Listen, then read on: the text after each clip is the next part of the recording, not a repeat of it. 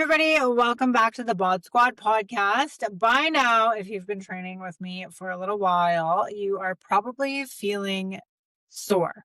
Probably sore. This is the first week of workouts on this new program, and we're getting into it. These are exercises that you may not have done for a while or ever.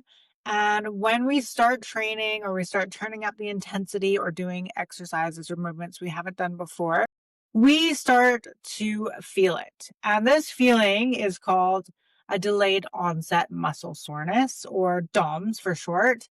And you guys know the feeling by now. You crush your workout, you're feeling good, you're in momentum, and you're feeling unfreaking stoppable. And 2 days later, sitting on the toilet feels like a freaking crime scene. Getting down on the floor to tie your shoes or to pick something up is tough. That deep, achy burn, that is DOMS. And hopefully you will learn to love it like I do. But this is the exact point where a lot of people quit. And we'll talk about what happens here. So this is the part that separates the people who quit from the people that actually make a transformation here. And that deep soreness that you feel after a hard workout usually shows up between 24 and 72 hours after the workout you did. And for years, people blamed lactic acid for that feeling. But the truth is, lactic acid clears out of your body within an hour. So that isn't really what's happening here. What is happening is when you are training in the gym under heavy weight, or you're doing something you haven't done before, like a new sport or lawn stuff, yard work, whatever, you're creating microscopic tears in your muscle fibers. And it sounds harsh, but that is literally the point. That's what we're trying to do for growth. Your body repairs a tissue after we crush it down in the gym, after we rip it up. It reinforces it and it comes back stronger. And then we repeat the process again. And if you're new or you're coming back after time off, that soreness can really mess with your head. I've seen people feel amazing all week and then wake up sore thinking that they've overdone it or they're super out of shape. But that's just your body saying, we're adapting. Soreness isn't failure, it's just feedback. So it's also where your mind gets tested a little bit. I had a client, Sarah, and she crushed her first week. Sarah texted me after. She did all of her workouts and even added an extra one in. And she said, Tam, I think I broke myself. I can't even wash my hair. And I laughed, and girl, that is just your muscles saying hello. We walked through the recovery, hydration, gentle movement. And 2 weeks later, she messaged me again and she said, you know what? It's really weird because I'm doing the same workouts, but I'm lifting a little bit heavier. I'm doing more of the workouts, but I'm barely sore now.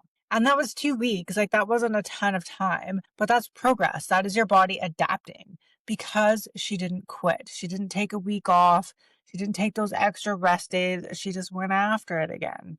And you don't have to be in the gym to feel the DOMS. Remember the last time you went bowling after years of not bowling, or, your legs and your shoulder probably screamed at you the next day, or a night out of dancing, your calves are killing you because you haven't used them like that for ever, years, whatever.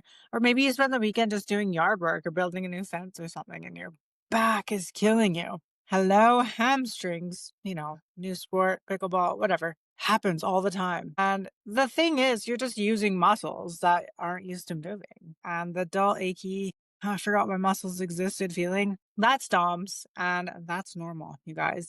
But if you ever feel sharp stabbing or localized pain, especially in your joints, that is not normal. That is not DOMS. That is not normal soreness. That's your body saying, stop. So how do you tell the difference between what is DOMS? Because DOMS, it says dull, achy, tender feelings, but I've had it pretty bad where it is not dull. It is loud, but it's tender. You know that, like, when somebody touches your leg or you're ow, or you go to bend over slowly, like, you can feel that in your muscles versus that sharp feeling in your joints or something that really feels off, like that stabbing feeling, or if things are starting to get swollen or it gets worse with movement or it isn't healing after 72 hours, things start to get worse. If it feels off, honor that. Take a rest day, reach out for help, get it checked out. You can't completely avoid DOMS.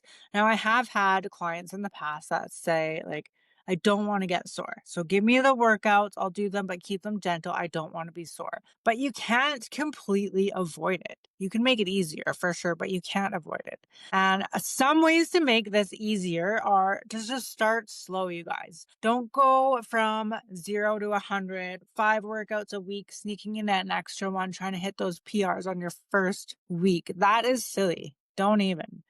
And make sure you warm up before your workouts. So make sure your muscles are prepped, your joints are feeling good before you get into that training.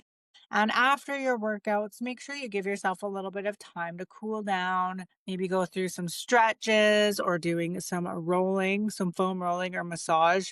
This can boost your blood flow and keep your muscles nice and supple and flushing out that lactic acid a little bit faster and just working on all over recovery. The foam rolling is not a step I like to skip. So make sure you take care of yourself, especially in your first couple of weeks or you're trying a new program or a new sport.